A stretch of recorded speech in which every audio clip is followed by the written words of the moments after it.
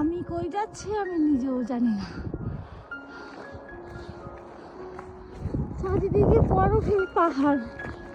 I think I'm in the right way and this straight is my road. I think, I'm not sure. Let's check.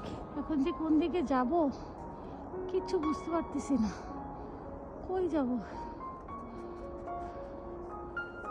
এটা একটা park যেটা কিনা পুরো বরফে ঢেকে গেছে। আমি আবার এই বরফের মধ্যে দিয়ে হেঁটে হেঁটে যাচ্ছি বাচ্চাকে পাইবাগতি থেকে আনতে।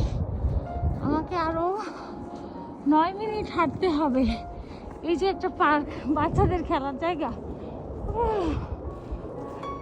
তো আমি খুব ভয়ে ভয়ে হাঁটতেছি, যে কোনো সময় স্লিপ কেটে পড়ে যাব। আর এটা একটা বন। ও